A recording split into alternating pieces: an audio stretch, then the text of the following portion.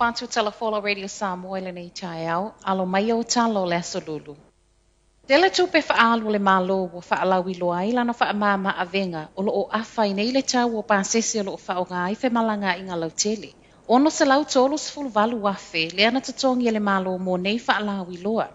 Ma e whapea na alu lea i ofisa whaasala lau o whaalawi loa i tutono o pasi. Trains manofuanga o lo o whaatali pasi iso o se vaenga o New Zealand. Fesilingi ai le act, e ai se ala o ma waitu pe tangata tutongi la fonga i nei whaalawi loa.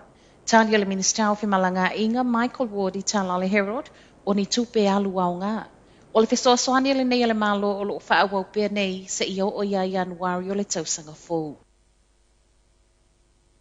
O lo oso eso e leo le tangata o whaamanu alia mafua mai le fale na tawhana i le waweao i au kilani. Te o le tolu ana le ilana wala awai leo i Mount Roskill, ma e whaapea o lo o whaamanu alia ti ngā ina le na ave esia mai le ambulance. E lo i lo le atoanga o le nei mata upu. Pau o lea e tu uwhaatasia talafou o lo iai pia lava leo i le mea na tupu ai.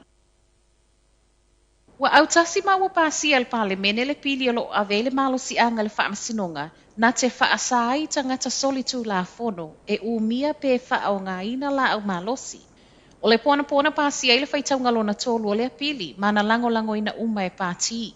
Le tu la fono le neo le a whaasa ai tangata ua whaamaonia soli ngā tu la fono e iei le whasio tangata ma le wha o lima matu ia, mai le tāngo fia pe wha o ngā ina la au malosi, mai le malo o se tū la fono le atu i titi ai soli ngā tū la fono fiso o tai ma la au malosi. Ai mai se lava i la tō o lo wha o ngā ina wha soli tū la fono la au malosi. E le o whaingo fia le taunga tāo le soifuanga o iai, ma o nisi, wo o lava i le fitu se fulu i tū la whai ngā luenga i le vaiaso, e le lava. Reporti a leiti o New Zealand lo moli mawai nisi wo o lava i le taitolu ngā luenga e le mawhai lava ona ngā whātia le tele o mea o mo mia. O nisi wo o le taiono sfulu i tū la whai ngā luenga le vaiaso, peitai, e umane lava to e lima sfulu tā la se tupe o totoe. Mai le toa tele e lea i lava se mea i New Zealand e le o toi tau ngofie. Ma ua sawai ma le tālo sanga, ia wha umi le se lau se fulu wono tā la cost of living payment le olo o maua mo le tolu masina. Ai se tali le Minister le Social Development Carmel Sepuloni e le i o ia i se tala noanga le malo i le tu.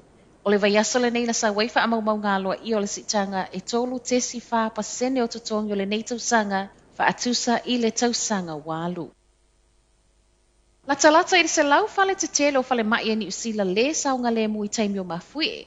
Se fulu lima i tū lau o le reporti a le Health and Z te whatu ora o lo o whailoa mai ele whaatūlanga na o fale e tusa ma le afe lua se lau. Ma o lo o au fiai fale au tū al matanga luenga e o lava i tū noa ma fale o lo o tau fiai ngase ngase. Ai i fale o lo o mawalunga le ono whaaleanga ina e se mafue. O le tolu se fulu o ia fale o lo i le stepulo na wha. Ma o le se fulu fitu o lo i fale mai i Taranaki ma Nelson. Le i se fale al matanga luenga o lo i le se tepu i Wellingtone. Whaato a mau e le stepulo na lua. Fesilingi ai ma le Minister soifua malo loina Andrew Leto, pe fia fale mai tā ue le atunu o lo iai le tūlanga o le tu i lalo ai toi whau. Tali le Minister, o lo o whaia neisu esu e ngai loa ai po o a whai unga tāla whea ngai. Ai pe ma whai fo i ona iai se isi ngai o ingai tu i titi ai le tu i lalo. O le isi fo i tu o lo vava iai po o whea a ave iai ngase i taimi o ia ngā luenga. Tala muli.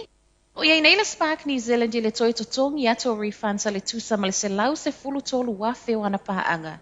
Ona o le se o tau na totongi i lato nei mo au nanga i totono le ono tausanga. I le vao le luafe sfulfama le luafe luatasi. Silia ma le fasa lau paanga le kamupani telefoni o lo totongi ina wireless broadband. Ma le tusa ma le se lau se fulu luafe ono se lau. O lo totongi ina fe so ta inga sawa le fiber. E ui o le toa tele ele o mo mia. O le tala mai le al komisi o pisinisi mana so enga. Na whaia i le kamupani le ana amata mai le luafe lua se fulu ina ua whaaulu se whaitionga. Tu uwhatasia talafou, ona toi refund pe toi totongi le se fulu 5 miliona i paanga a fia. Totoi e le tolu se lau fast fulu valu afe, fitu se lau 5 fulu fitu tala e ao ona tu inatu. I le silia ma le wha afe iwa se lau paanga. Lata i le se fulu 5 tesi fitu miliona tu pe le Spark nao ina mai paanga a fia e totono le periota e ono tausanga. Mai le komisi ua soli tu la fono ve whaatawa inga wa ta ua le Fair Trading Act ma ua toe whaamanatu mai ai. E le tatau o na whaatonuina pa anga e tutongi au nanga lātou te le o moomia pe whao ngā foi. A to ai ma au nanga e le o benefiti mai ai. O tala na o le tae au, manuia le nei aso.